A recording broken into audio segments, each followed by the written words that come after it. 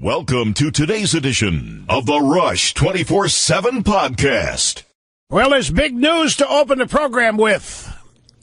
CNN just reported that Il Papa, Pope Francis, upon boarding the Pope jet for the return to Italy from Mexico, said that Donald Trump is not a Christian. Man, are they pulling out all the stops now? The Pope says that Donald Trump is not a Christian because Christians do not build walls. They build bridges. Never mind that the Vatican is surrounded by a wall, and we won't even talk about who built that wall. But that's what the Pope said.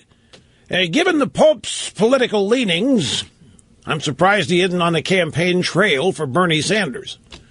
And maybe Bernie Sanders is too far to the right for the Pope. And Susan Sarandon, it's falling apart. Now, that may be a bit of a stretch, but I mean, it's unraveling for Hillary Clinton. Susan Sarandon, who in Hollywood carries weight, she's out there saying she's going to vote for Bernie. She's feeling the burn. And when questioned about it, she acted insulted. She said, "I do not vote with my vagina." Who does? You know, I would like to see that. She's the second or third woman who said she doesn't vote with her vagina. I don't know that anybody ever has. I mean, if somebody had ever done that, you'd think you'd see it on the news. You haven't seen that on the news. Greeting, my friends, and welcome. It's great to have you. Rush Limbaugh behind the golden EIB microphone here at 800-282-2882. Email address lrushbaugh@eibnet.com.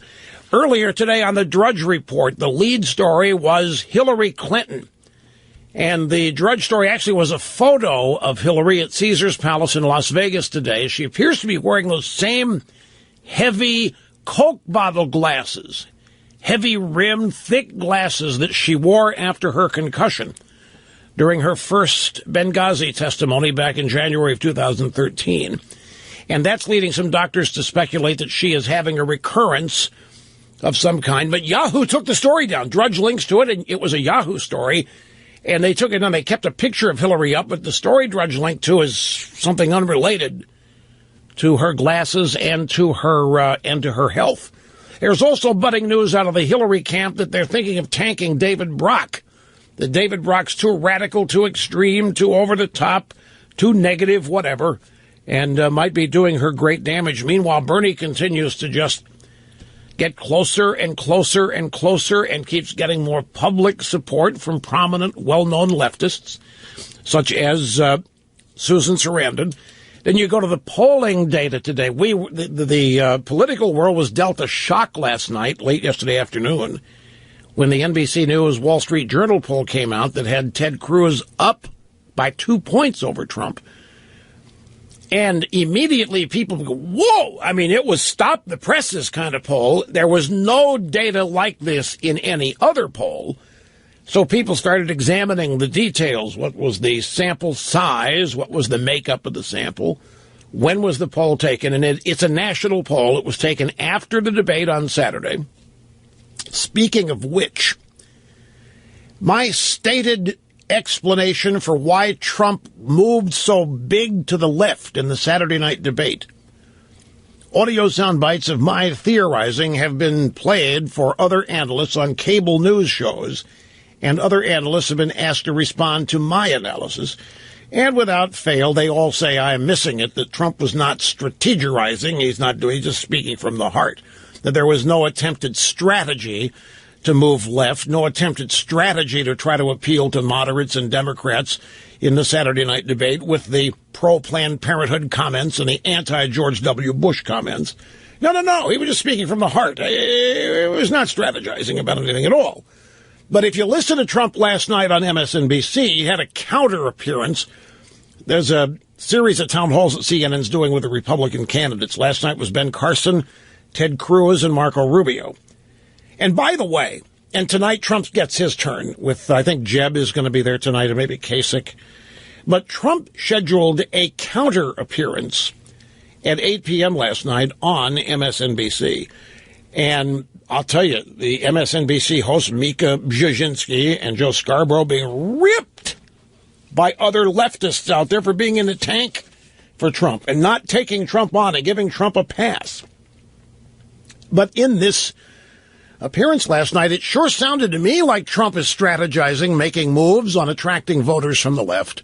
You'll hear it for yourself and be able to decide. Also on this, the story with Apple and the terrorists' iPhone 5C and the FBI, the White House weighing in on it.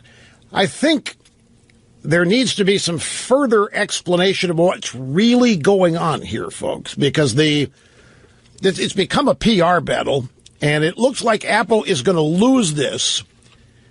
And it's going to be very tough to win because here we have a terrorist cell phone, and law enforcement wants in it and find out what else might be planned, who else might be involved. And it's very tough to stand up for citizens' privacy rights when the FBI and the White House, hey, it's just that one phone. Don't panic here. All we want is that one phone, but that's not all they want. This is the federal government making a move on a private corporation. And this was a strategically planned, this was a specifically chosen event by the FBI. In fact, I don't even think what's on this phone is the real target for the FBI and the government. I think it's just the way they're getting in. And just to set the table, and I'll come back later and give you details of this, the best way that I have found to explain to people what's going on here, instead of this being a cell phone in possession of a dead terrorist or a dead terrorist cell phone, think of it as a safe in the terrorist's house. And think of it as a 6-number combination safe, although the number of twists and turns really are not relevant for the discussion here. And the government says, no, we just want that one safe. We just want the safe company to crack that one safe. We want them to give us the combination to that one safe. And everybody's, well, fine, what's wrong with that? The terrorists are dead? Who knows what's in that safe? Let's go in there and get it. But that's not what they're asking for, and I'll detail this in a moment. What the FBI is asking for is for the manufacturer, the safe company, to give them the combinations of every safe they have made and will make. That is essentially what the government, the FBI, is asking of Apple. Give us the key that will allow us to crack any phone.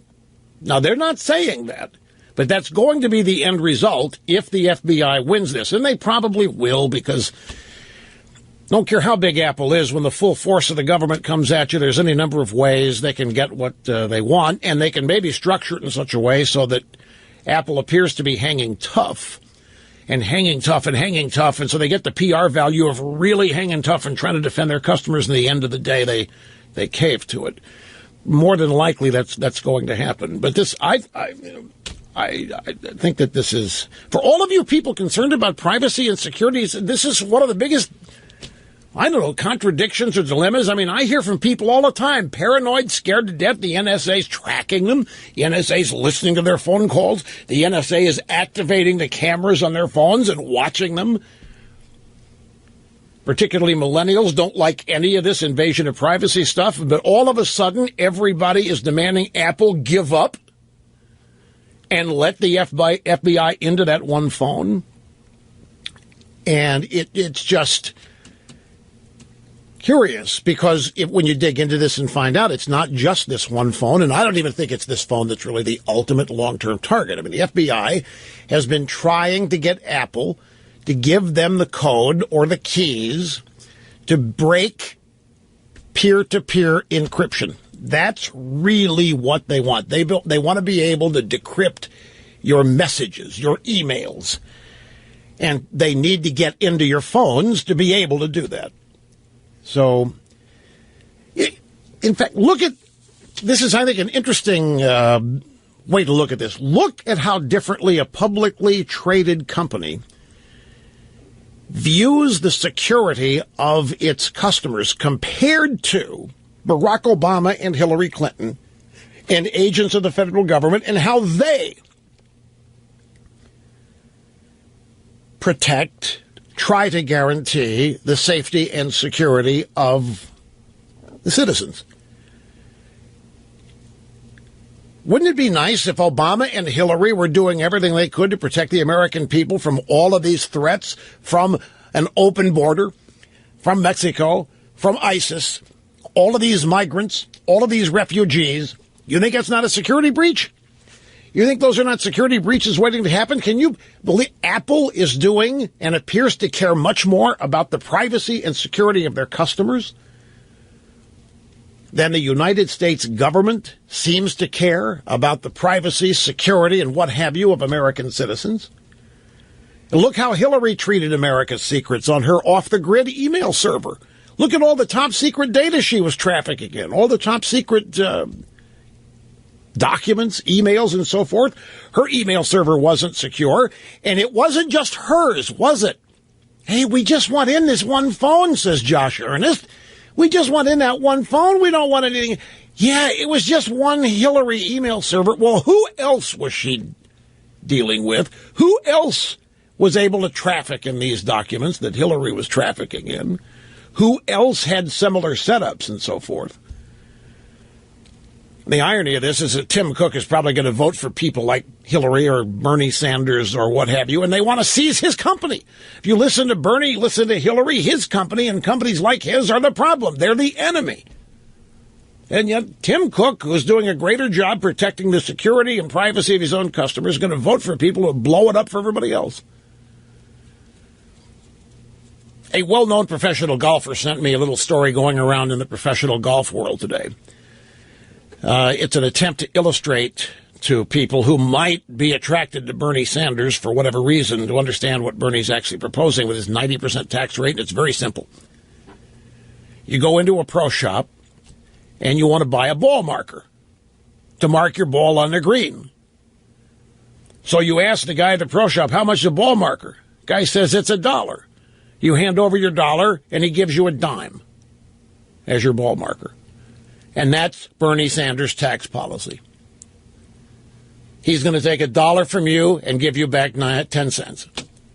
It's a great way to illustrate for people what Bernie Sanders' tax policy is all about. So we have a review of the polls. We have audio sound bites of Trump on MSNBC last night. And I'll tell you, the Republican town hall last night on CNN with Anderson Cooper started off with Dr. Carson and then Rubio and then Cruz. And it was so much better than having these programmed press conferences called debates. Each guy got about 45 minutes Q&A with the host, and then they had audience questions. There was interaction. And what you had last night was on display was two brilliant, substantive Republican senators, conservatives. They had all the time that they needed to communicate their political views. I thought it was impressive. I mean, you can nitpick and find some problems with what everybody says, but I'm talking about the difference in format from this pressure debate with the 60-second limit, the 30-second limit, the buzzers going off everywhere, the audience applauding or booing and interrupting the procedure, versus what happened last night, which was genuinely substantive, and each person had enough time for a personality to develop, for people watching to get to know somebody and their personality as opposed to just listening to rapid-fire explanations of policy and so forth. And what a great contrast it was to crazy Bernie and Hillary Clinton. And I just, I keep thinking, I can't drop this.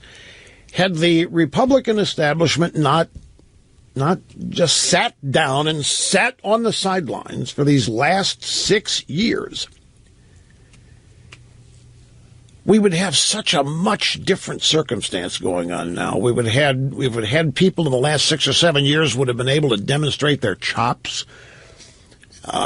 in terms of opposing Obama, explaining why they oppose Obama, illustrating and exposing Obama and the Democrat Party. But when the Republican Party sits down, takes itself off the stage, off the field, out of the game, there is no contrasting that goes on, and there's no explanation of who the Democrats and the liberals are.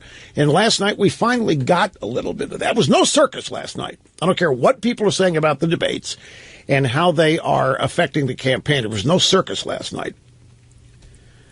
And I don't know if it's going to shake out and mean anything. I don't know how many people watched.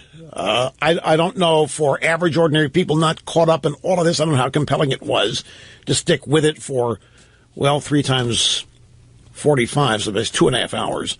And they're going to do it again tonight. Anyway, we have audio sound bites from it that we'll treat you to, because I'm sure many of you didn't sit down and watch the entire thing, but we got the highlights. As I say, the poll review and other exciting news, such as what just broke before the program started, Pope Francis suggesting that Donald Trump is not a Christian. Christians do not build walls. Christians build bridges. Meanwhile, the Vatican is surrounded by a wall.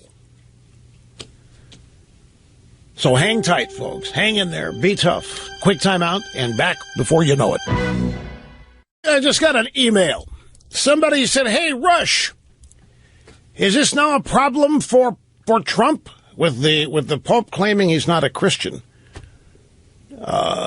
Ladies and gentlemen, no. If you're still looking for that straw that's going to break the camel's back, this is not it.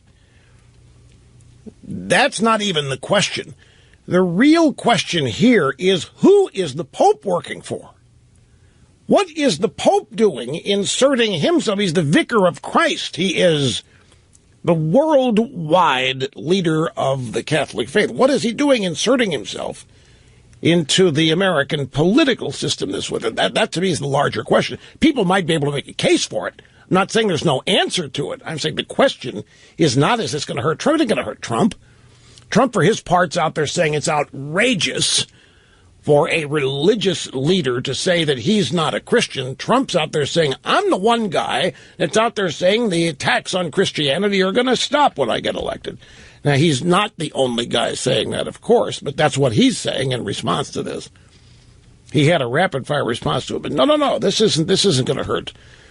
This isn't going to hurt Trump. I mean, the question, once this settles, is going to be aimed at the Pope. And the question is going to be, what is the Pope doing? For whom is the Pope doing it? If the Pope is doing it for anybody. But that's going to be what it boils down to. What is the Pope doing here? Why? And I'll tell you this, the more establishment figures, and the Pope qualifies as an institutional leader, and therefore the Pope would qualify in many people's eyes as an establishment figure, particularly this Pope, who has not hidden his ideological alignment, much less his political alignment. People that support Trump are going to circle the wagons around Trump even more so after this. This isn't going to cause Catholics or other Christians to, oh my God, Pope. Oh, no. Pope says Trump's not a Christian. Oh, well, I got to abandon Trump. No, it isn't going to happen that way. I don't believe. And then all you need to do is show people a picture of the wall surrounding the Vatican. I've seen it. If that wall's got to be 40 feet high, folks. I mean, you're not climbing over that wall no matter what you do. No. I don't care what you've heard or what you think you know. The FBI, I'm going to stick with my safe analogy here. Forget we're talking about a cell phone. Think of it as a safe. The FBI is not asking Apple to go to the terrorist's house and open it with the combination they know the safe has, and then let the FBI look around. The FBI is asking for the combination. The FBI is asking the company that makes the safes to give them the combinations of all the safes that they have made and will make in the future. Because they don't want to have to go to Apple every time they need to get inside some potential criminal's phone. They want the key. They are using a 200-year-old law called the All Writs Act, W-R-I-T-S, which is a law that compels private companies to help the government in law enforcement primarily, but other endeavors as well. The argument here is, does the All Writs Act enable the government to tell a private company that it must weaken itself, that it must build vulnerabilities into its product? In the case of Apple, Apple has made a big deal out of the fact that if you own an iPhone, nobody's getting in it unless you let them, or unless you screw up and somehow don't use the systems they provide. But nobody's breaking into your phone. And in the case of a lot of applications, there is encryption both ways, from the sender to the recipient and back. And even if somebody gets in your phone, they're not going to be able to crack your communications because it's encrypted and nobody has the key to decrypt it. FBI wants all of that, but they're claiming they want it for just one phone. And they want the data. They want the key. They don't want Apple to come in and open the phone. They want to do it themselves. That means they have to be given the key. Well, okay, so the FBI has the key. Then other law enforcement gets the key. And then by the time the first week is over, hundreds of thousands of law enforcement people have the key to get into iOS devices. Think one of them's not going to leak it. One of them's not going to make a mistake. One of them not going to see to it that it ends up in the hands of some bad guy. I mean, it is highly likely that this scenario could play out if Apple is made to give up the ownership of the combination to all of their safes. But there's more to this, and I will get into it later. I'm not doing it now because I don't think it's priority in terms of everything we're talking about here. But that's basically what this is about. And again, I need to draw the comparison, the analogy. I mean, look at the lengths to which a private sector American business is going to protect the privacy and security of its customers compared to the federal government's efforts in that area, and they don't compare. You know, you remember the hack not long ago that Chicoms and the Russians are now in possession of the federal records of over 20 million government employees. Remember that hack? Remember hearing about that? How about the IRS and Lois Lerner and all these people digging deep into private tax return data and leaking that, and then using the leaks to deny tax-exempt status to otherwise qualifying applicants or qualified applicants? I mean, it's not even a comparison. Anyway, for later, let's get a quick poll review here. First, the one that shook everybody up late yesterday afternoon, NBC Wall Street Journal, Ted Cruz 28, Donald Trump 26. It's a national poll, not South Carolina specific, but the poll was taken after the Saturday night debate.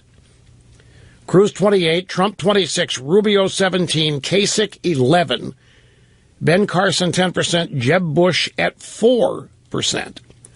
The sample, 400 likely voters. Most polls like this are using a sample of 500 likely voters, but that's not the way to attack this.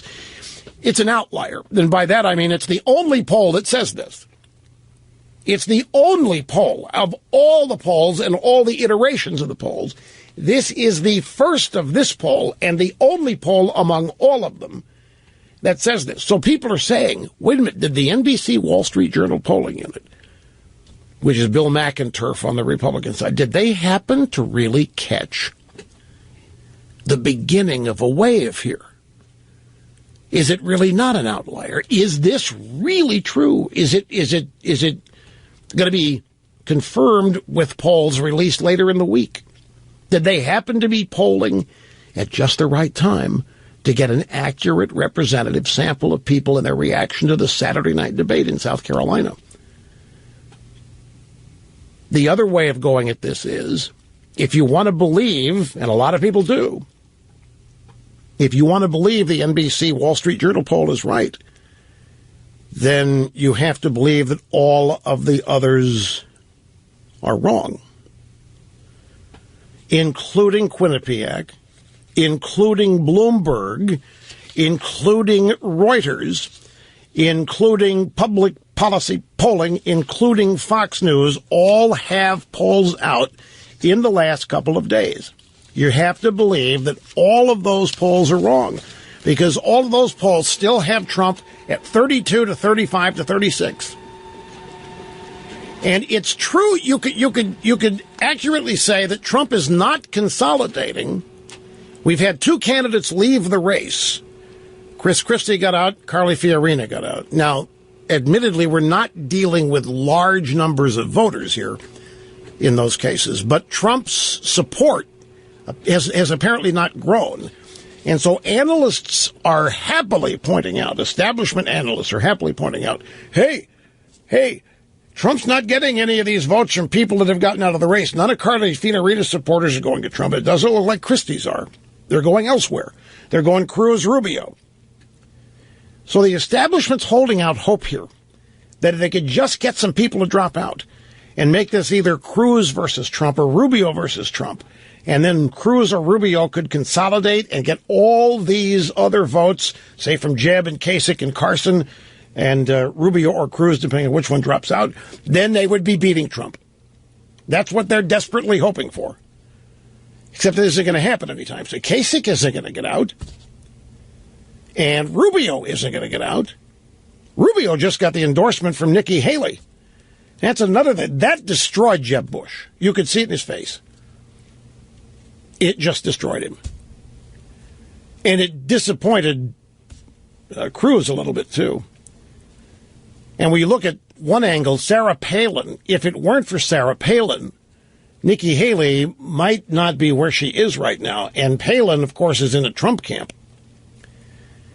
But Nikki Haley is GOP. The GOP establishment wants Rubio.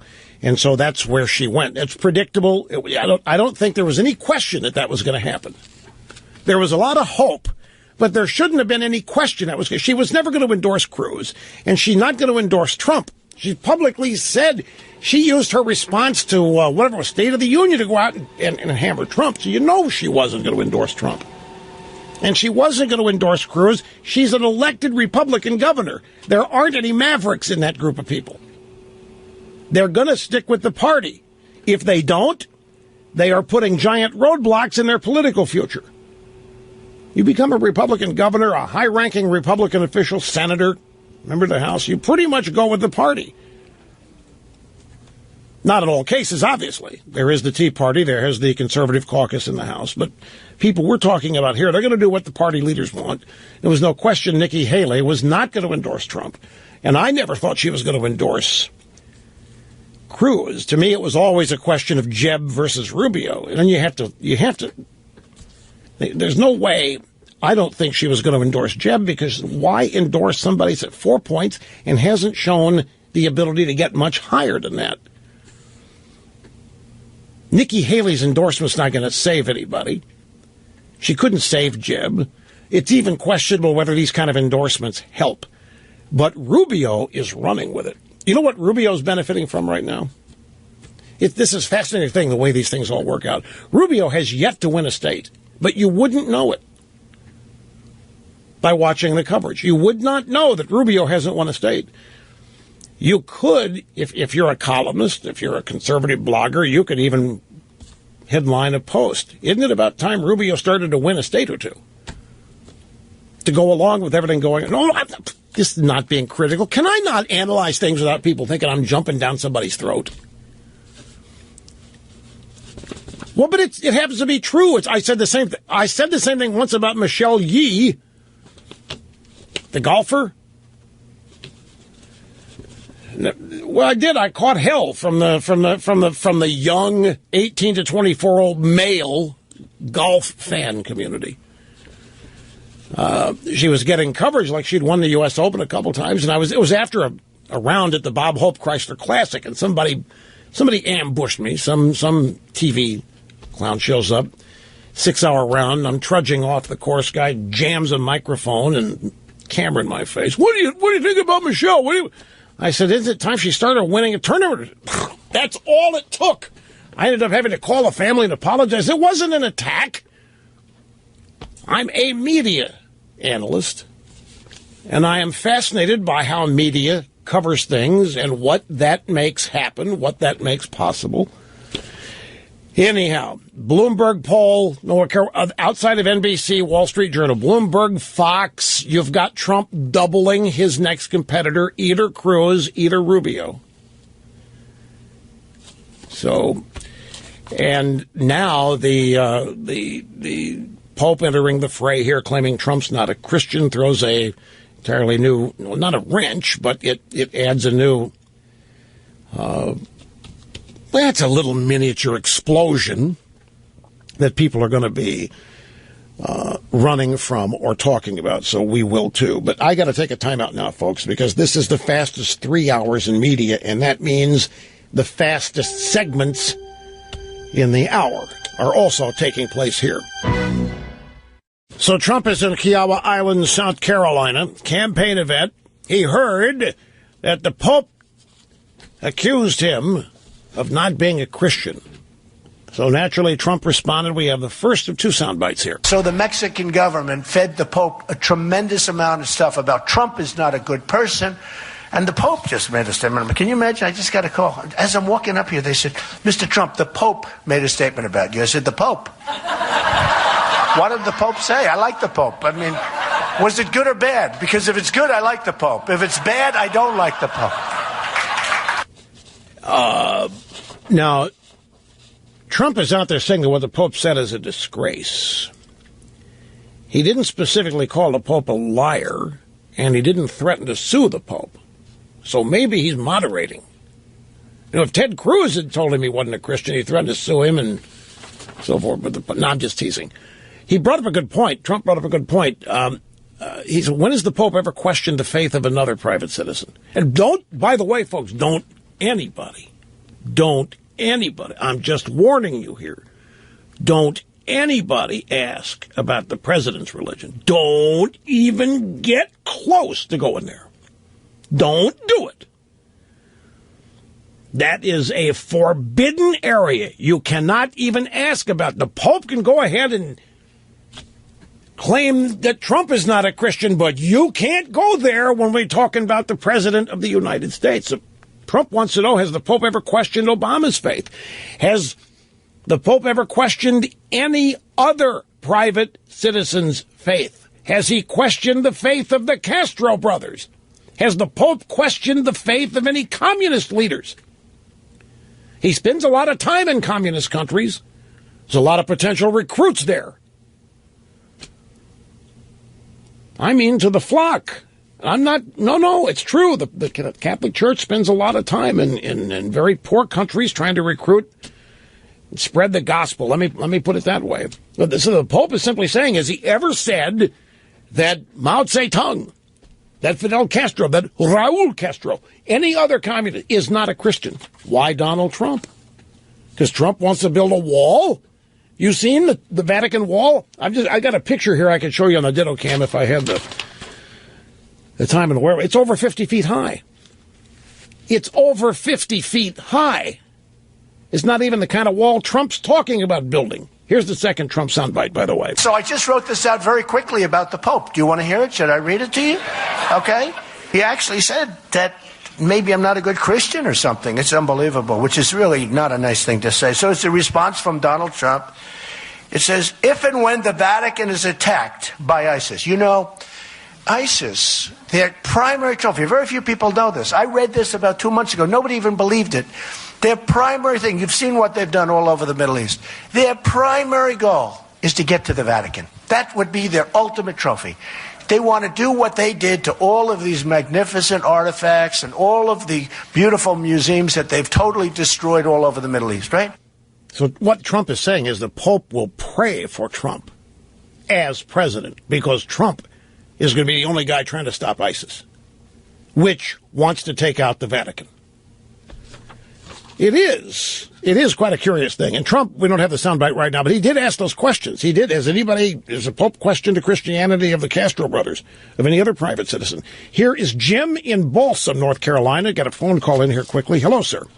Hey, Rush. Mega dittos. Thank you, sir, very much. Hey, I was disturbed and disgusted. I'm a devout Roman Catholic, Notre Dame Seminary, the whole 9 yards. And the Vicar of Christ is supposed to be on this earth for one thing, to guide people to the Christian faith as Christ spoke it and the Bible reveals it. And that's his job. I want him to go out and convince populations to turn to the love of Christ and not turn to socialism. I can't tell you as a Catholic how disturbed I am at what this Pope, a very liberal Pope compared to Benedict, the first. You're not the first. I'll tell you what it represents. And then people don't want to hear this. This is socialism, liberalism, this is who they are. They corrupt everything. Folks, their targets are the institutions and traditions that have given the world its morality, its virtue, the institutions and traditions which have defined freedom and liberty. That's what the left attacks. And it's clear that they have had success in corrupting quite a few of them, because old Jim here is exactly right. What in the world is the Vicar of Christ doing getting down to this level of thing? Hey, it wasn't just Trump. The Pope once again really ripped capitalism and Americans' immigration policy at the Mexican border before he returned to Italy, boarded the plane. You think the Pope is mad that Trump said 2 Corinthians instead of 2nd? Get this. Pope Francis just said that contraception can be justified now. Now, wait. Don't jump that, folks. Contraception in the Catholic Church is a thing. I'm not getting into... For the Pope to cape, what's next? Will he say that abortion can be justified in certain circumstances? I mean, where does this stuff end?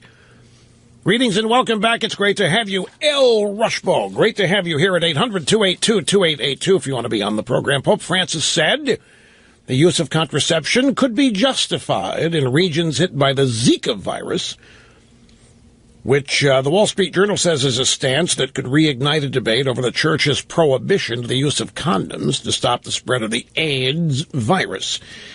The Pope also criticized Donald Trump as not Christian for his stance on immigration, and broke with his predecessors, previous popes, by suggesting that Catholic lawmakers are free to vote for same-sex marriage and civil unions if they want to. Well, you can... I've got to be really...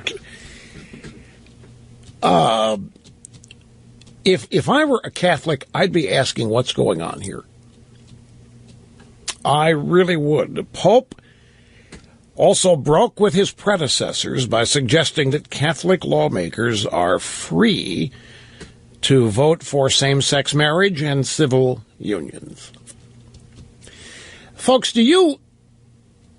I'm sure you in this audience understand. This is why I have been trying to make the case or state my belief that the fundamental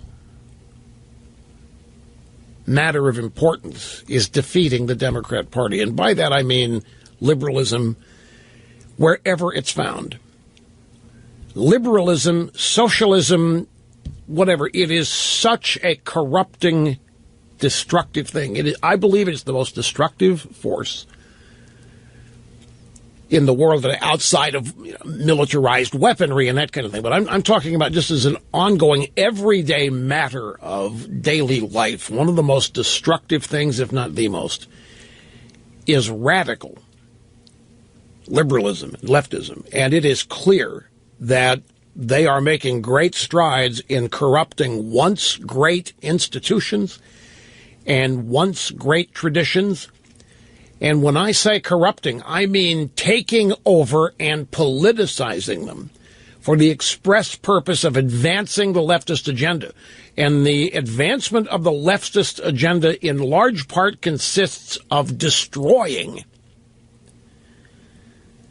institutions, traditions, people, policies, what have you, that the left considers to be obstacles to their efforts to blow everything up. And the really damaging thing is that the objectives, the goals of the people on the left are not possible. There is no utopia.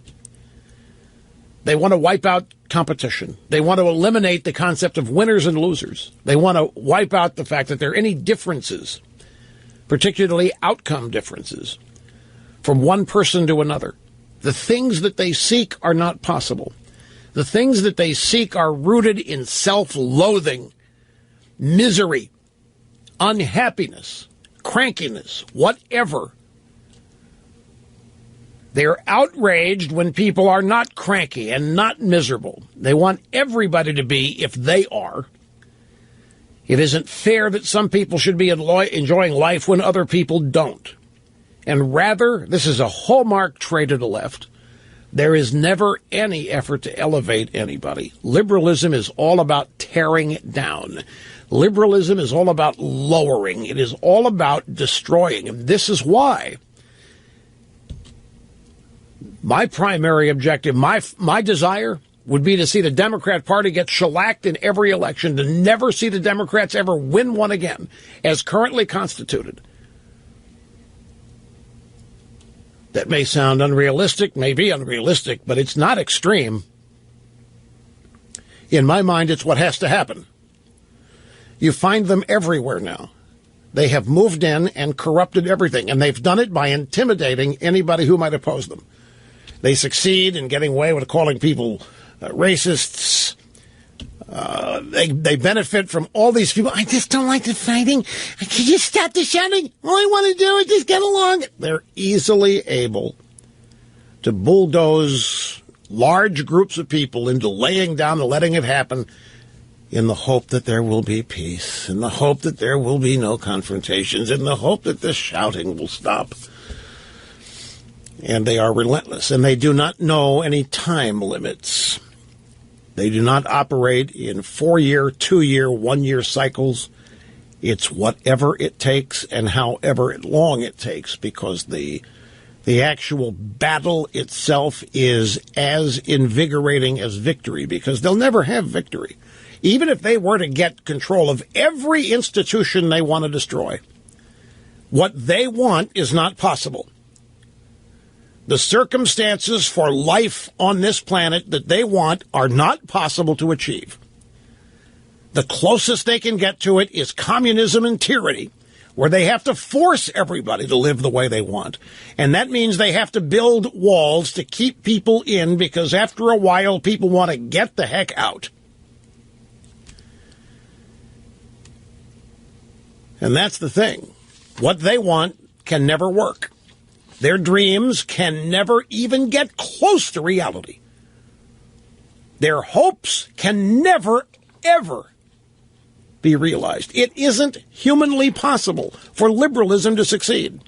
It isn't humanly possible for the things radical leftists want to bring about the desired results that they choose. They claim they want a utopian happiness, and they are further and further away from it, the more successful they are. You can use the Obama administration as a recent example. For 7 years, they've been unopposed. The Republican Party's not tried to stop them on a single thing. Much of Obama's agenda has been a success. He has been able to attack various traditions, institutions, have taken over the healthcare system of this country.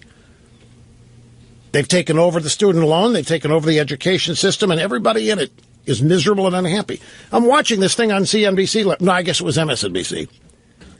The Trump counter town hall that was going on CNN with the Republicans. And they had a bunch of students in the audience standing up and asking questions. In both on the Republican side on CNN and on Trump's side over at MSNBC. I think it was without fail. Every time a student stood up to ask a question, it was about student loan debt. One woman was a dental student. It was going to cost her something like $500,000, she said. She wanted to know if there's another way. She wanted to know how in the world is ever going to get paid back. It was all that's on her mind. Government's running a student loan program. What in the world could be wrong with it?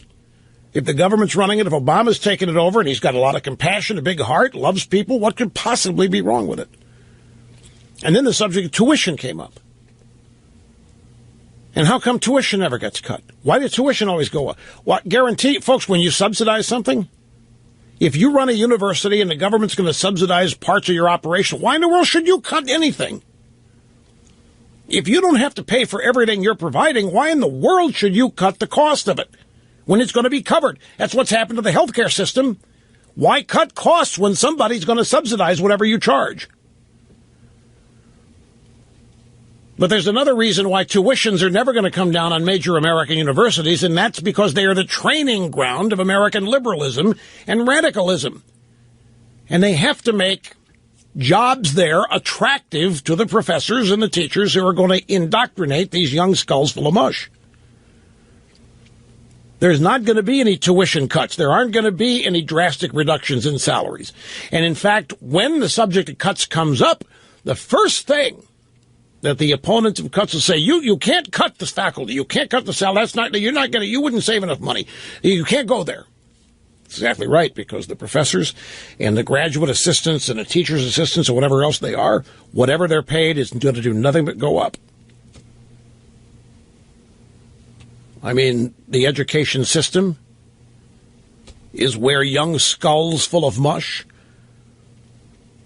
are programmed and propagandized into the system. They are highly valuable. That's why they're subsidized. That's why there is no, universities are approaching the same circumstance we have in healthcare. What it costs is not related at all to market forces, meaning what it costs is not related to what people can afford. When you get right down to it, who can afford?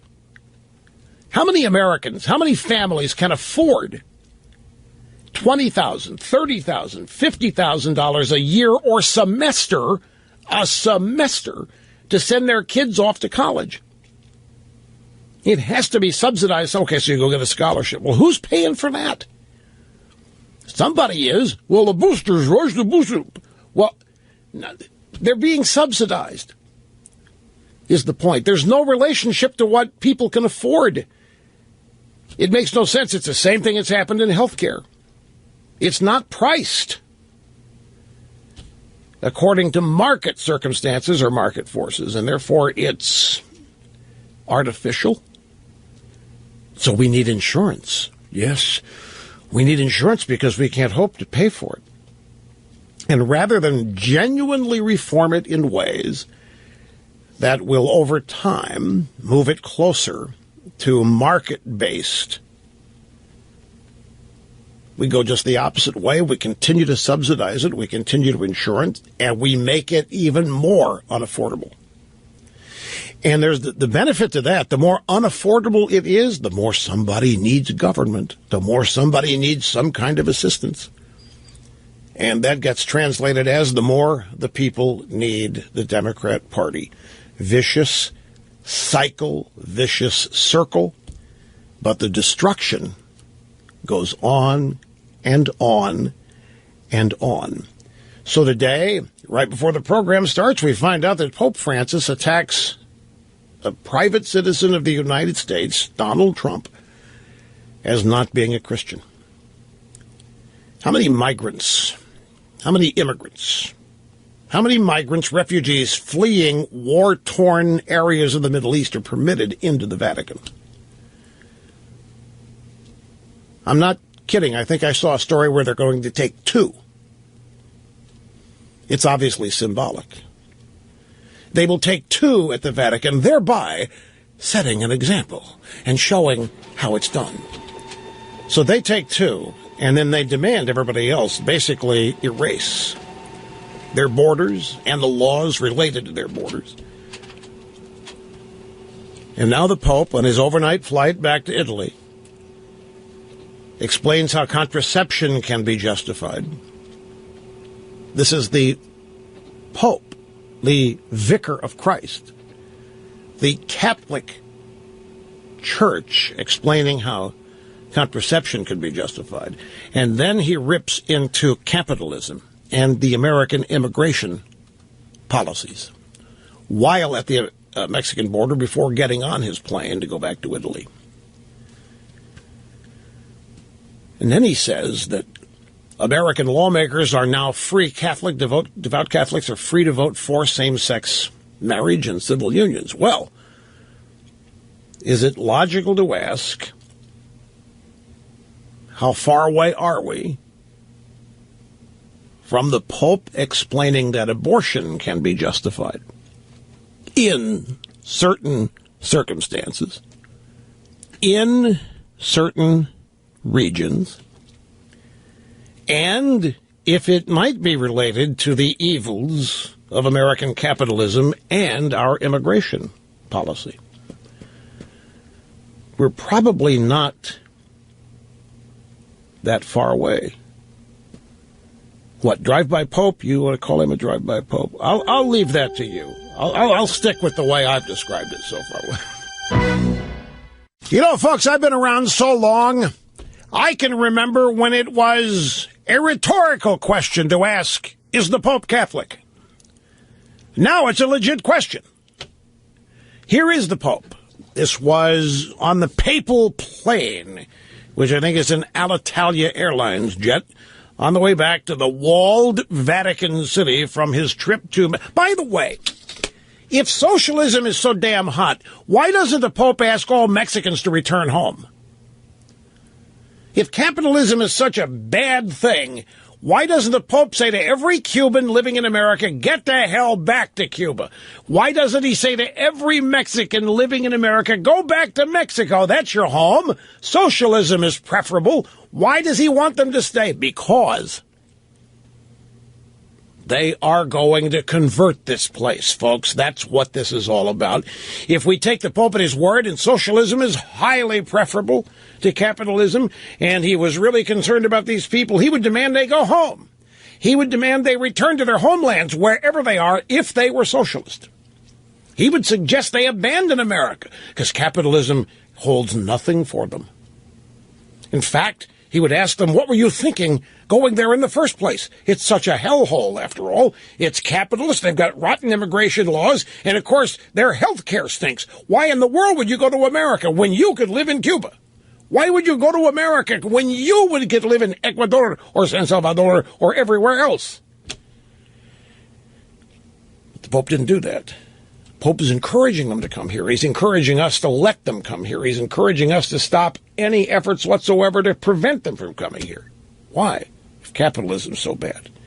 Because if he gets what he wants and everybody else along with him, we're not going to be capitalists very much longer.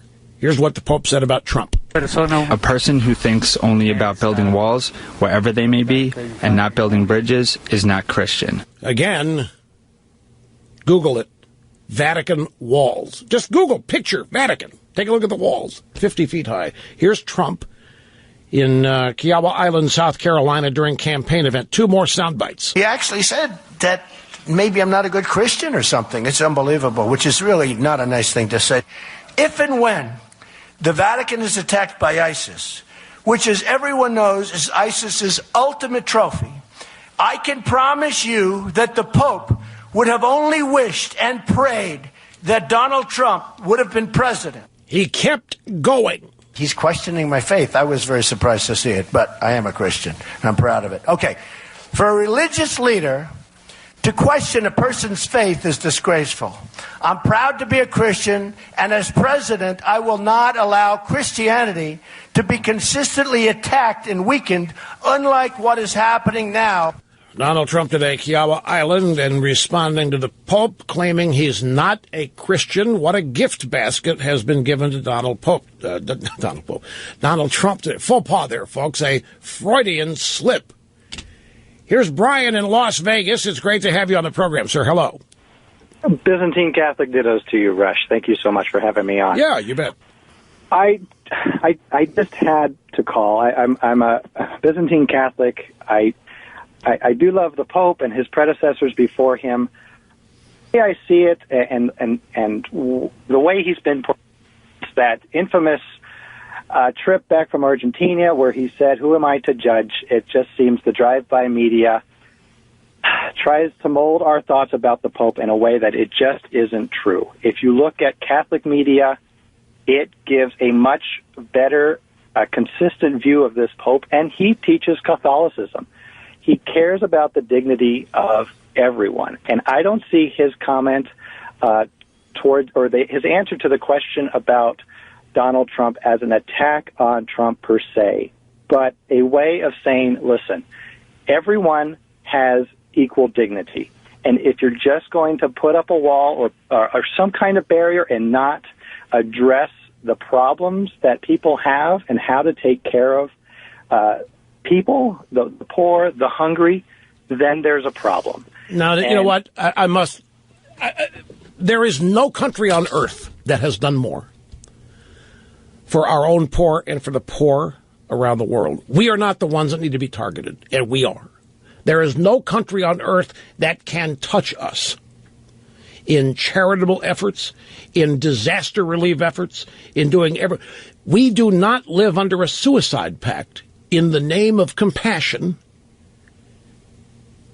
Because you see, what's incorporated in all this is that we're guilty of something, and we're not.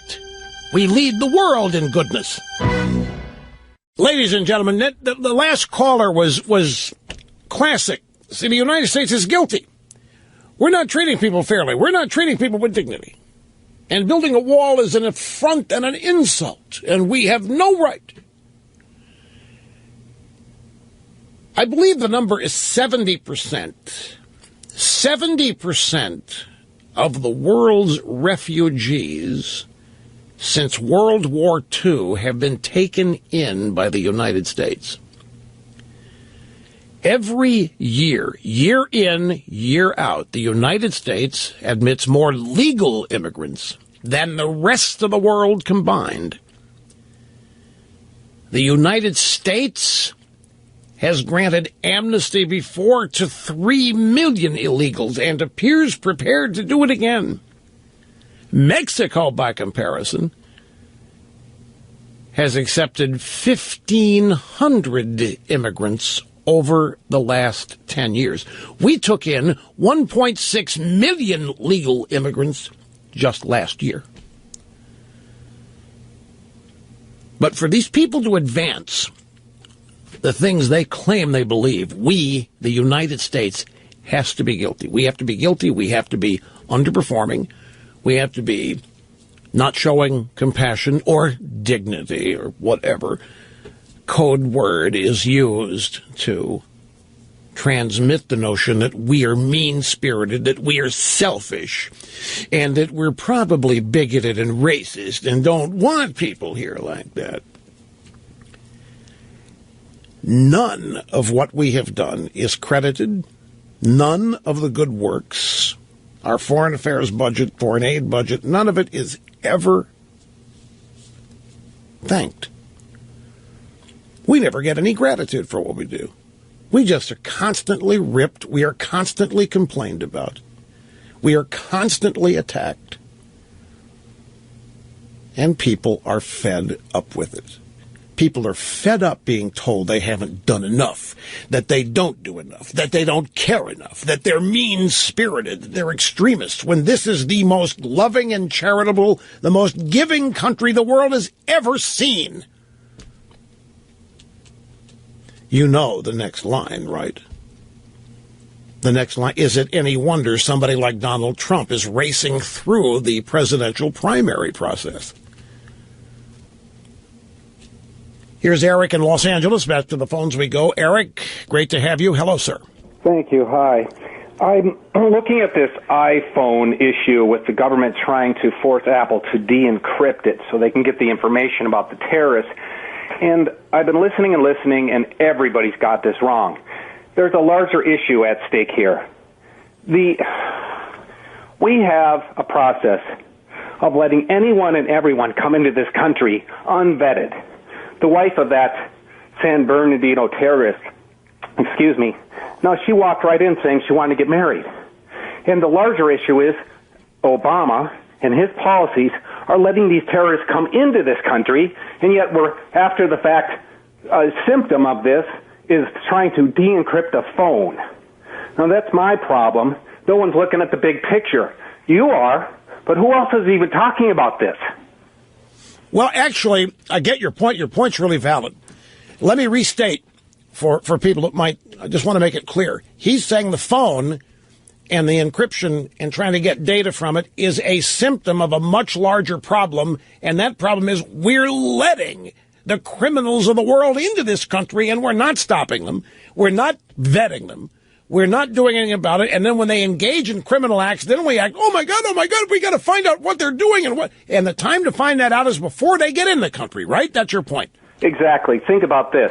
We're worried about a dead terrorist phone. How many people right now, how many terrorists or would-be terrorists are in this country with a phone, an encrypted phone, plotting to do something to somebody somewhere, or groups of people of nice citizens? Okay, now wait. See, you just have swerved into what this really is about. In my estimation, in my humble opinion, this is the FBI here. This is not just, and it's not very much about what's on this phone. It's exactly what you said. They are frozen out of any phone. They can't crack any iPhone. They're ticked off. They've been publicly complaining about it. And on the other hand, we got all these people worried about the government spying on them. How do they feel now? They realize in an iPhone, that iPhone you're holding, the government can't crack your phone. What are you being paranoid for? So the government wants in, and they're using the case of this terrorist phone and the incendiary personal nature this case creates in order to create a circumstance where they can crack any phone they want to crack. Eric, that's what this is about.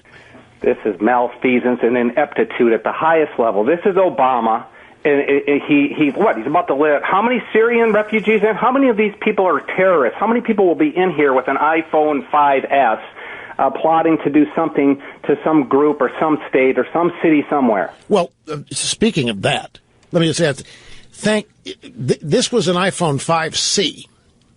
The iPhone 5C is the least secure phone Apple makes.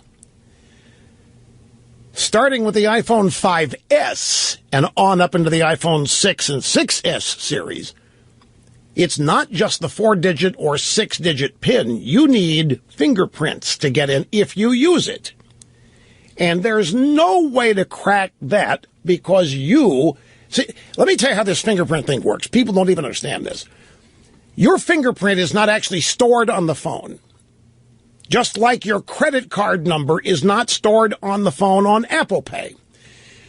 You sample your fingerprints, your thumbs, whatever fingers you want, and a digital token is attached to each one. A digital token is what's saved in a portion of the processor called the secure enclave.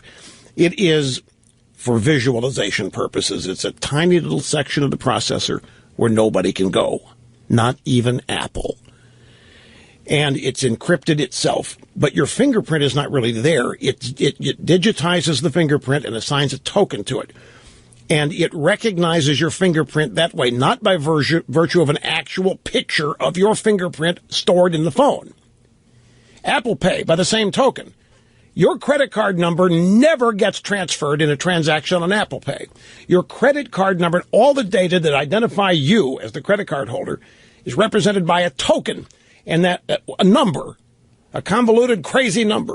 And that number is what gets transferred to the merchant's card reader or device reader when you make a purchase with Apple Pay. It's more secure than a credit card. It's more secure than a credit card that you hand off to somebody at a store or a restaurant. And by the same token, if this were an iPhone 5S, we wouldn't even be here or a 6, because the enclave and the fingerprint adds an entirely new dimension to it. But this is not. This is an iPhone 5S or 5C. No fingerprint. All there is that PIN. And nobody knows yet whether it's 4-digit PIN code or 6-digit, because nobody knows what operating system was on this phone. It could be iOS 8, in which case there's only a 4-digit code. It was iOS 9 that introduced the option to use a 6-digit code. But here is what the FBI, this is what the government is asking in 3 separate items, easily understood. The FBI is asking that the process by which people activate their phones by entering the PIN code be eliminated. The way it works now, you can, if you forget your PIN, you've got 10 chances to use it. After 10 chances, after 10 failures, your phone gets erased. You forget your 4-digit PIN. You don't have it written down. You can't remember it. The first 4 times you try it, you can try them instantly. After the 4th time, you have to wait 1 minute. After the 5th time, you have to wait 5 minutes. After the 6th time, you have to wait 15 minutes. Up to number 9. The 9th time, you have to wait an hour before try. Well, this means that nobody can use automated brute force technology to keep sampling 4-digit codes in microseconds until they come up with the right one, which could be done in a half hour because these delays are built in. And if after the 10th attempt and you get it wrong all 10 times, your phone wipes. Security. That's how Apple builds it so that a thief can't get into your data. Well, the FBI needs ways around that. If they're going to get whatever this terrorist had on his phone or her phone, they need to get around all those delays. They want to get away. They want to be able. The real thing they're asking for. This is the key. The FBI is asking to be permitted to submit potential passcode or PIN numbers via the lightning port on the bottom of the phone, meaning they want to be able to connect another digital device to the phone that brute force attacks the phone by, in microseconds, trying every different combination possible of 4-digit PIN codes. They're not asking to take the phone to Cupertino, to turn the phone over to an Apple engineer. The Apple engineer goes in, unlocks the phone, takes the data off it, because some of that data is encrypted. The iMessage data is encrypted in addition to the phone PIN. You can't just... Some of the other data on it, the email, some of the emails encrypted. So they're not asking Apple to go get all that and then hand it over to them. They are asking Apple to give them the keys to unlock this phone, which would unlock any phone. They're asking Apple for the keys, the combination to the safe. They're asking Apple for the combination for every phone eventually that's been made. That's their wish list, to deal with all these other terrorists who are currently out there plotting, using phones. The FBI wants to be able to track them. The FBI wants to be able to listen to their calls. The FBI wants to be able to read their messages. Right now they can't. Even if they come across a terrorist phone, they can't crack it. They can't get in. The message traffic is encrypted. They can't decrypt it. They need the keys. They don't want to have to go to Apple every time they grab a terrorist phone. They want to be able to do it in-house. That's the big ask.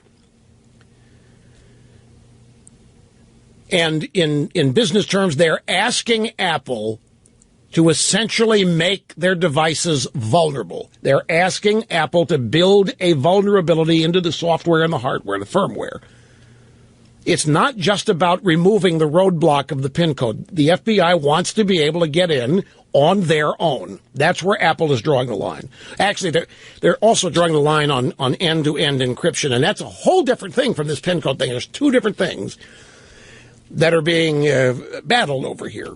End-to-end encryption is you sending a message to somebody, a text message to somebody. Blue bubbles. If it's green bubbles, it's a cell text message, and you got to go to the phone company for that. But if the bubbles are blue, then you're encrypted both ways.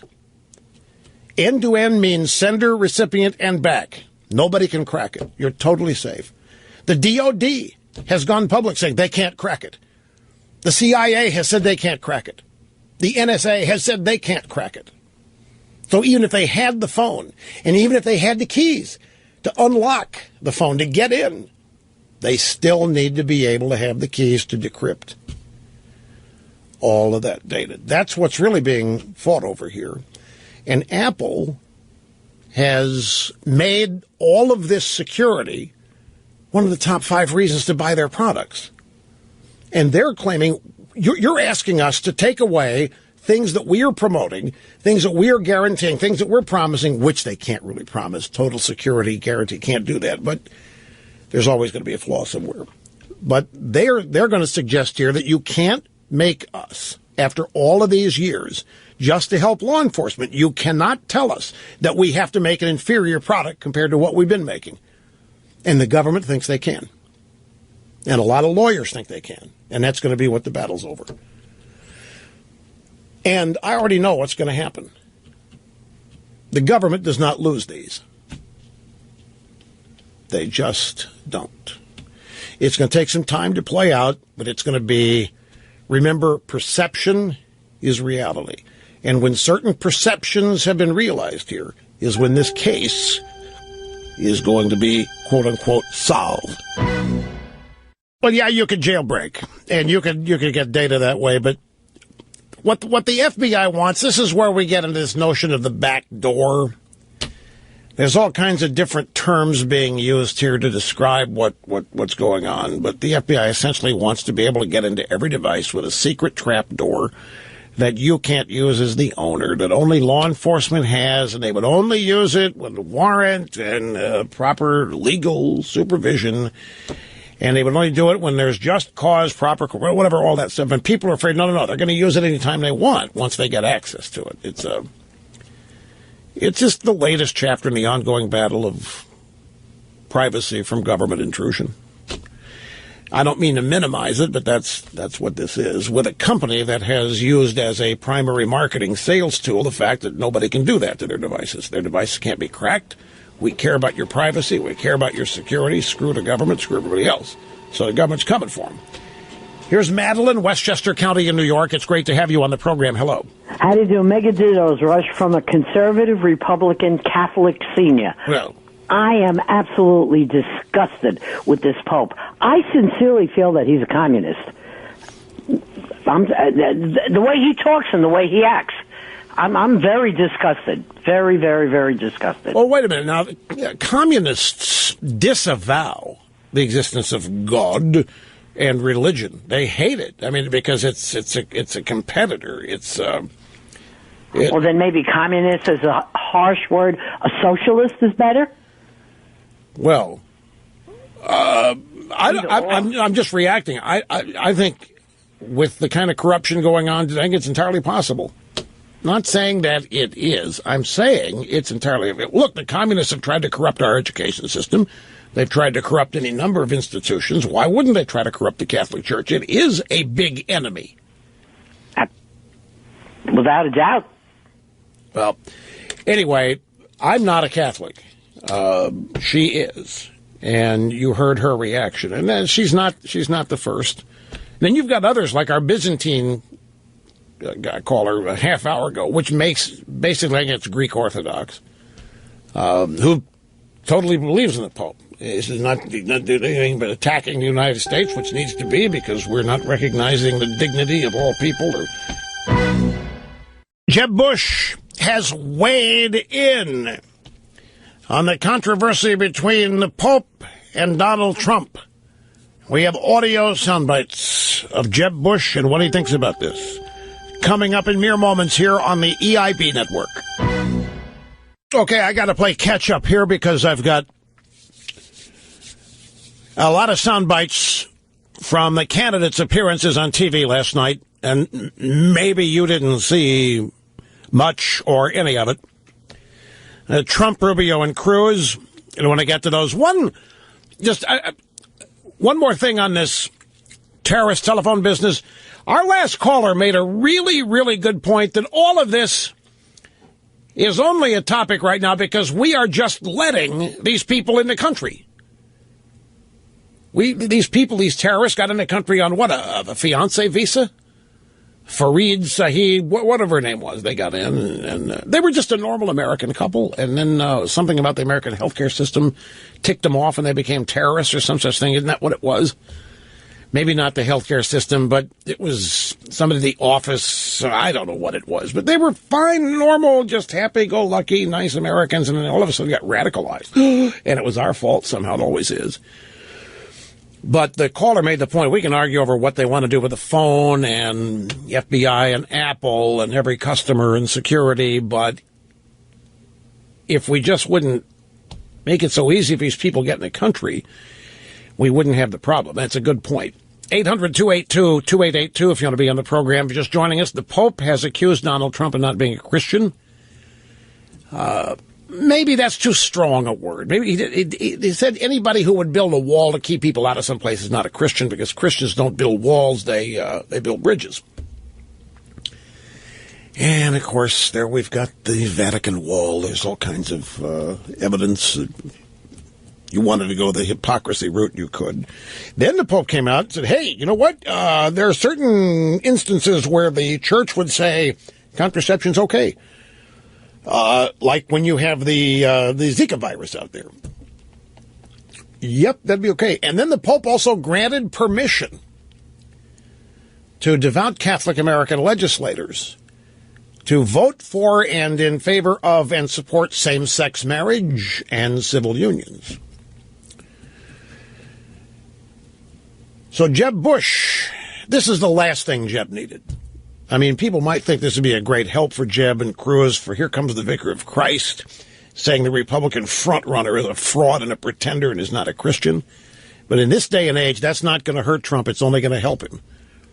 Because where we are now, the Pope is seen as a ranking member of this establishment out there that is exclusionary and actually responsible for all these messes.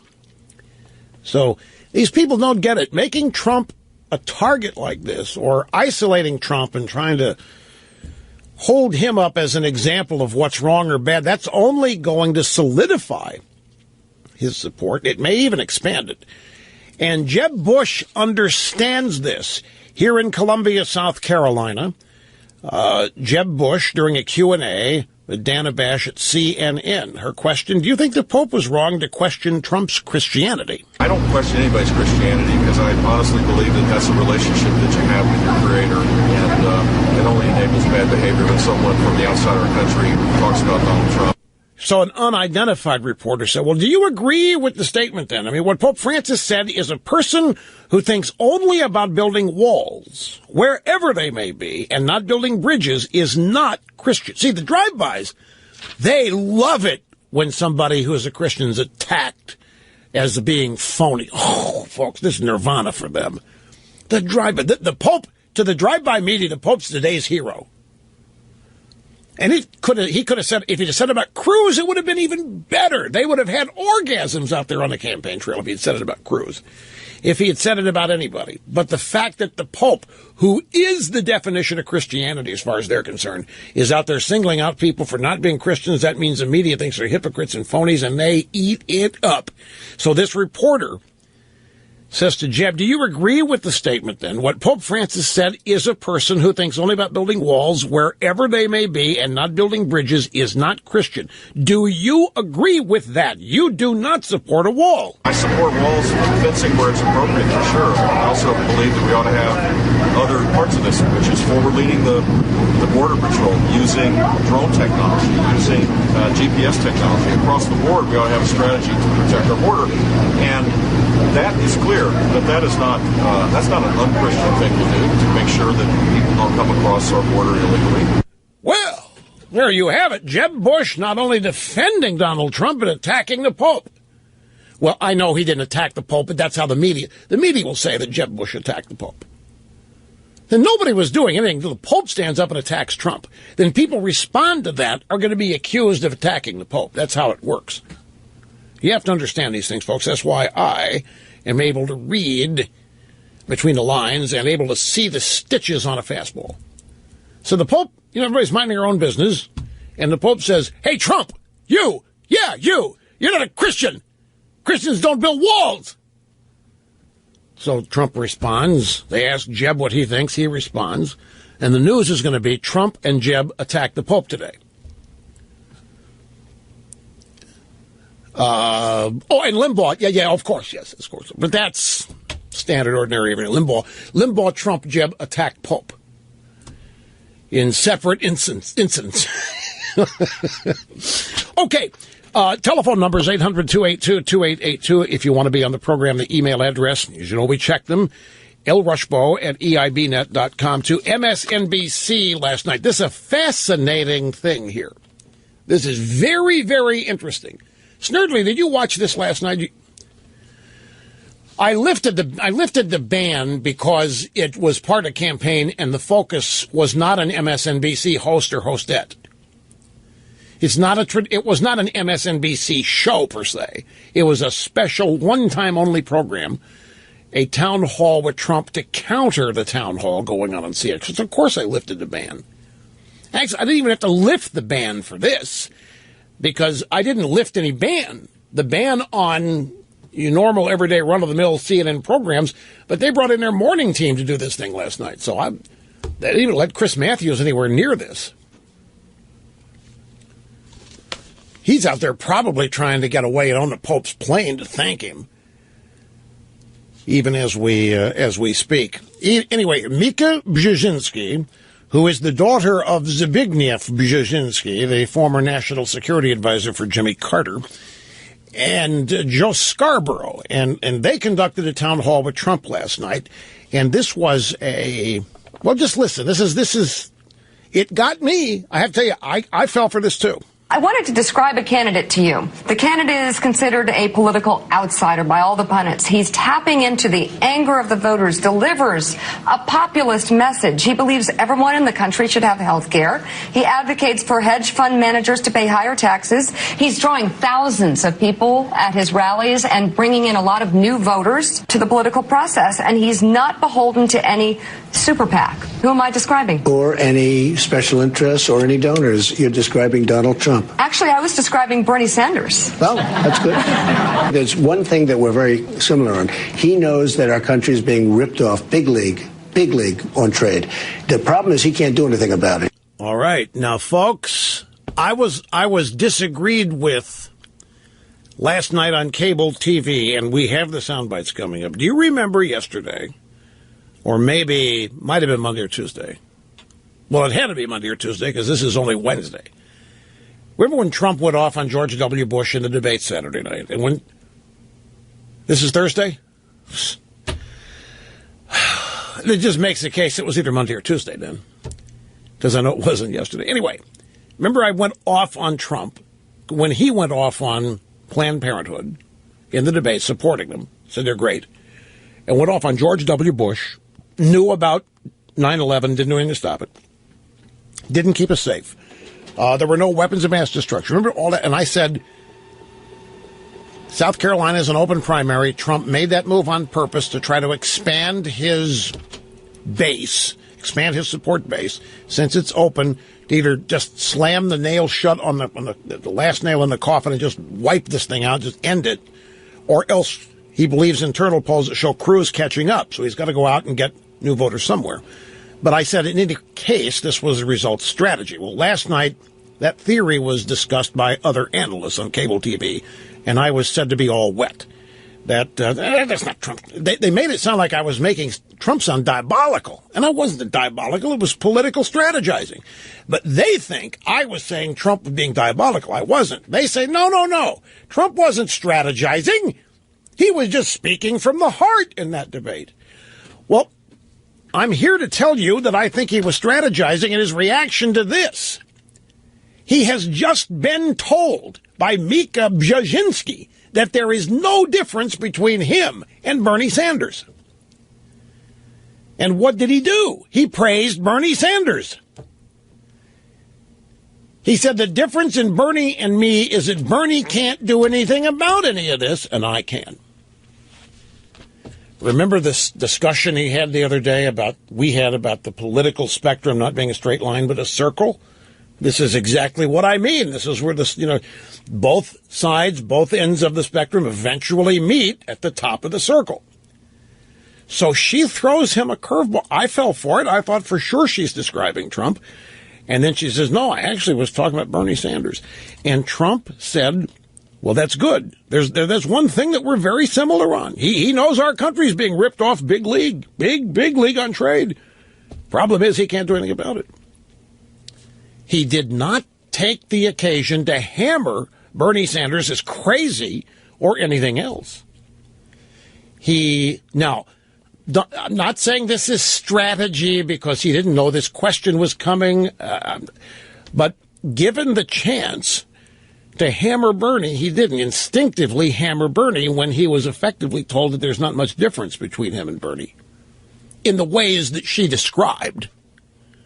The ways that she described them as basically their impact on the political scene, not policy differences. So don't misunderstand me here. I'm not saying that Trump is no different than Bernie Sanders. The way she set it up made it look like that.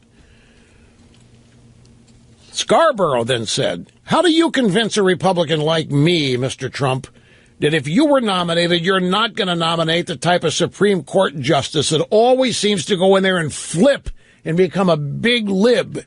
Okay, so if you look at me as a conservative, okay, and I'm not sure that that's necessarily the most important word, but I say I'm a common sense conservative. I'm the most conservative on the border. Nobody tougher than me on the border. I'm the strongest on the military, most conservative on the military. We're going to get rid of Common Core. I'm very conservative on that issue. Common Core is going. We're going to have local education. On the Second Amendment, I am absolutely the strongest. So there's Trump. He's been insisting he's a conservative since the summer. Now, that's not the most important thing. He's a common sense conservative. And he says, as you will hear coming up, that he's going to have more crossover votes.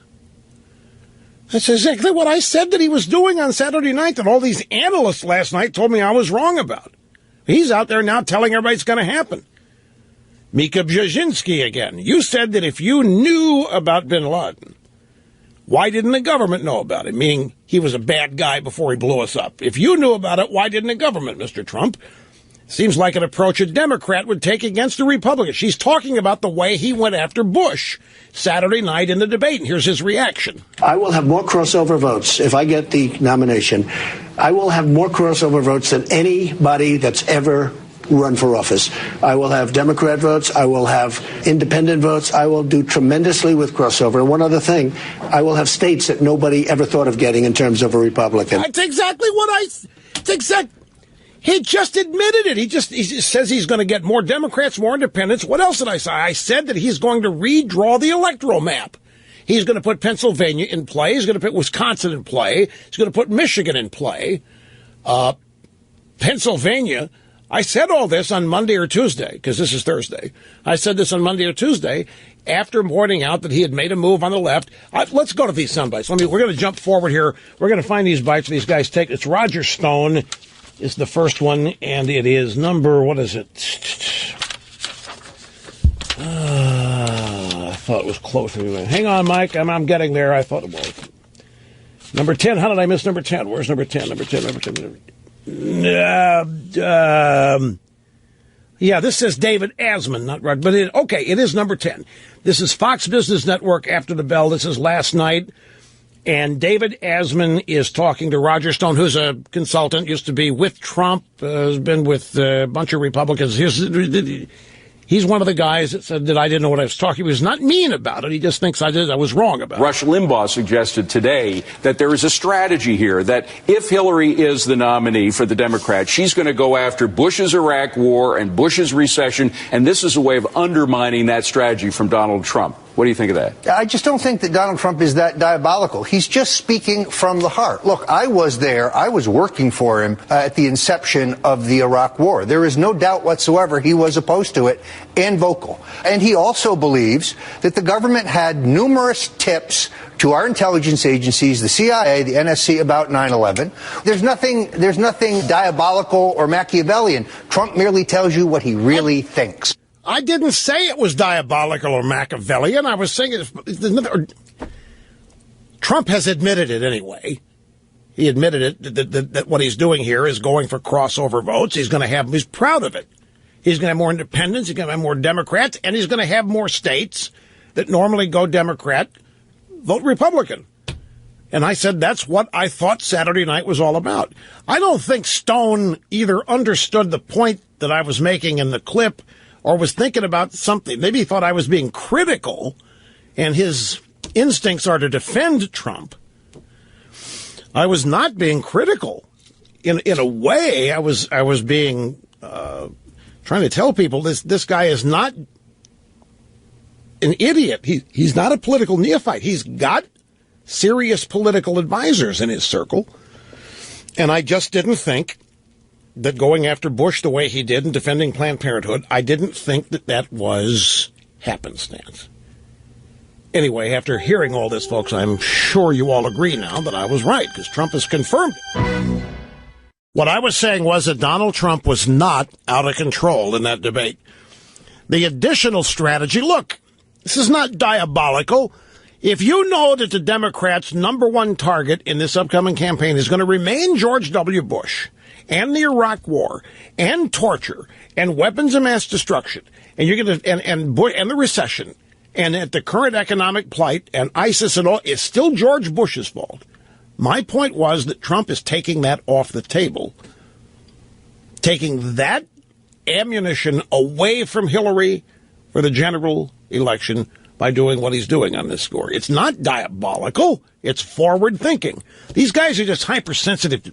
When everything Trump's being criticized, then they have a rote behavior that they engage in. No, he's not a mean guy. No, he's speaking from the heart. I didn't say he wasn't. Anyway, Debbie in Austin, Texas. It's great to have you on the EIB network. Hello. Yes. Hi, Rush. How are you? Hi. Thank you for taking my call. Long, listening, heartfelt dittos, Rush. I'm a silent Trump supporter. Yeah. I'm middle class, pre-Medicare. I'm a UMAL. I made up the coin phrase. It means undereducated, middle-aged white woman. That's called a UMAL. But anyway, we are in a hurting position where we, the middle class, are paying $20,000 to $30,000 out of our pocket for our own medical expenses because premiums and deductibles are so high that our family tree is changing because of Obamacare. We are desperate. We are drowning. Trump put out his hand a few months ago when I first heard him, and he said, "Hi, there's that middle-class woman. She's drowning. Her premiums are increasing. Her deductibles are increasing, and I'm going to help her." That is what first came out of Trump's mouth months ago at the first debate. And he got me from there. I will never waver. I will always support Trump. What is bringing me out of silence today? I got 15 seconds. Please go, hurry. I'm concerned that all the conservatives are bashing Trump so much, we're going to have another thing that happens this year like it did in 2012 and 2008. They won't vote for Trump. and we will have Obama. So you think, the Republican Party has got its annual circular firing squad going. She's worried about that. Thank you. Appreciate the call. One of the interesting things about our last caller, everybody associates Trump and his original base of support with immigration.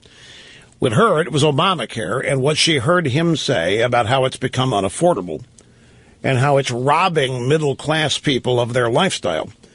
And she was exactly right. $10,000 a year in premiums. That's for the bronze plan of Obamacare. But the deductibles and the copay put it at over $20,000 a year. This is for, or the fine, which is cheaper now, but it's not going to be for long. Or you can pay the $20,000 up front and go platinum and have no deductibles or copay. But who can do that? $20,000 for health care, for insurance. We're not even talking about treatment yet. That's just the insurance. Think about how much disposable income that is taking out of the economy. How much discretionary income.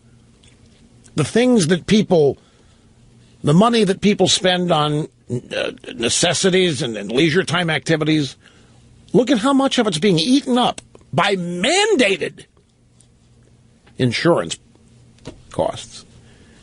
And so when she heard Trump identify her problem and relate to it, that's all it took. She hadn't heard anybody else. That's all it took. Trump owned her, and now she doesn't like the fact.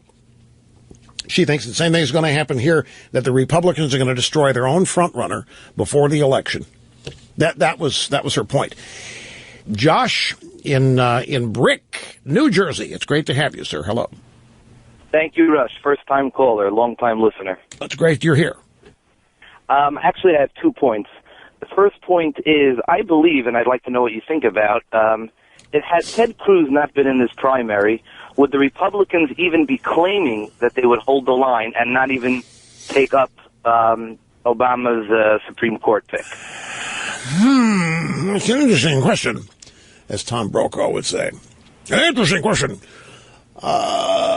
You may have a point. That I think Cruz's presence does hold their feet to the fire in a way. But you've noticed that's my point. There are already signs they're caving.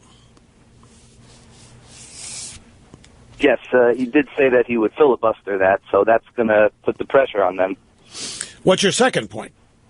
My second point is this is not about Ted Cruz, but I'm just curious.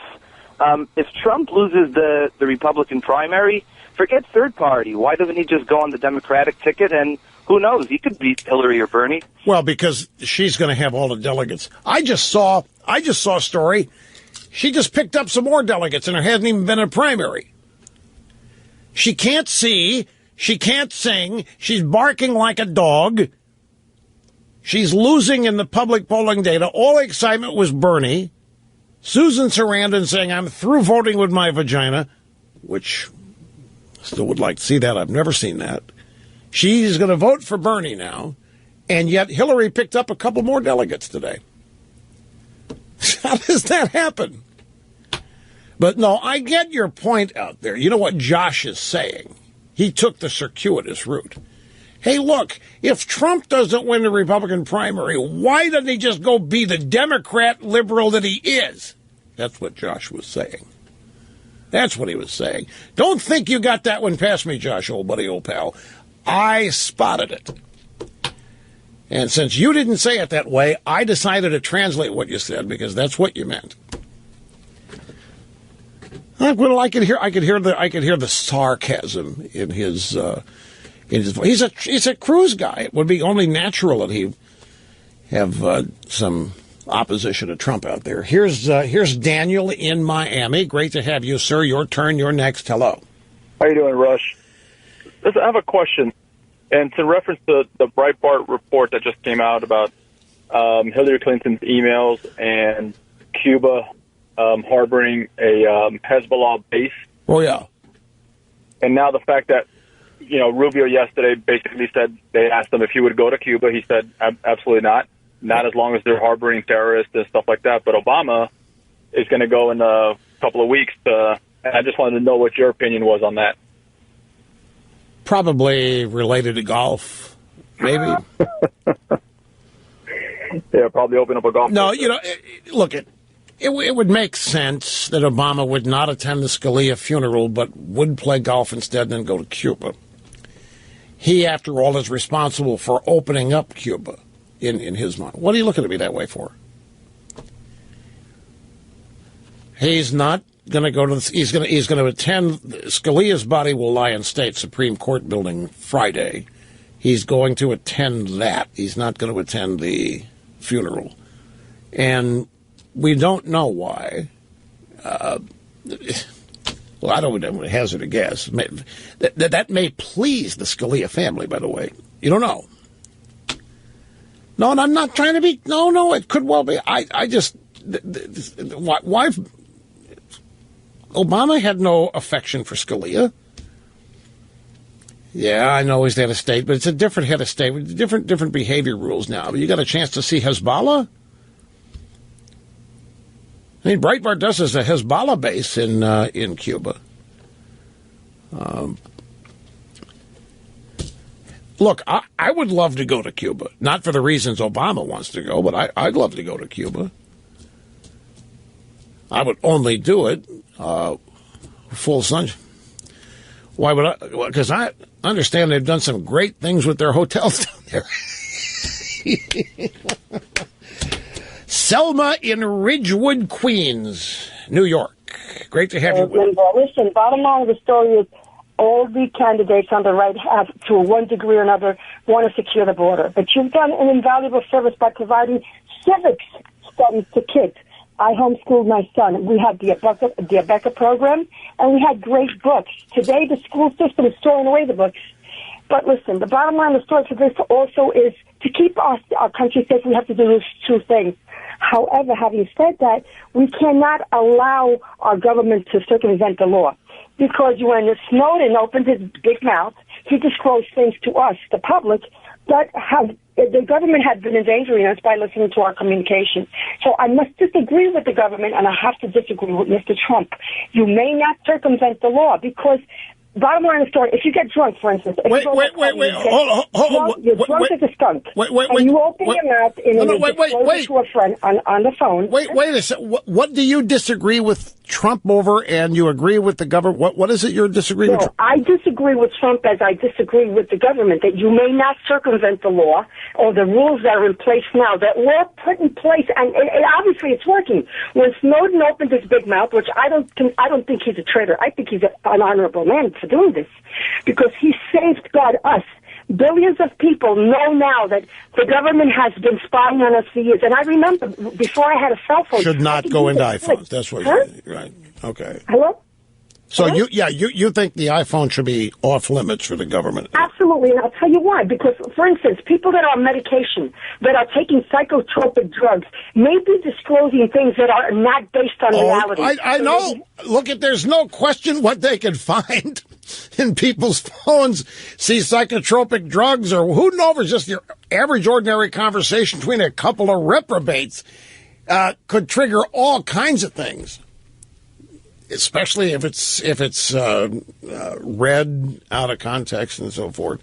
But I was very look, everybody in government. It's not just Trump. Every other, I think all the other candidates have sided with the government over Apple on this. Am I wrong? Kasich came out in favor of government. Of course, they're all going to. Anyway, I appreciate the call, Selma, but we're just out of time here for this segment. I have to roll on. We'll be back, though. You know, that's true. Donald Trump, that is true. Donald Trump did question Ted Cruz's evangelical credentials.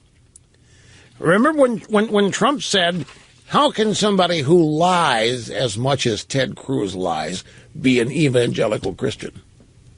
So here comes the Pope today saying, well, that may be true about Cruz, but you build walls, and we Christians don't do that, so you're not a Christian either. Sometimes all you can do is chuckle. I mean, you need a break from it sometimes. You just can't be intense and wadded up all the time here, folks. You got to chill now and then. Not so much that you offend people thinking you're not taken seriously. You can never do that. But some of the stuff, like I've got the greatest line in the world about the Pope coming out in favor of contraception, and I don't dare use it. I don't even dare hint getting close, because the moment you understand it, I'm in trouble.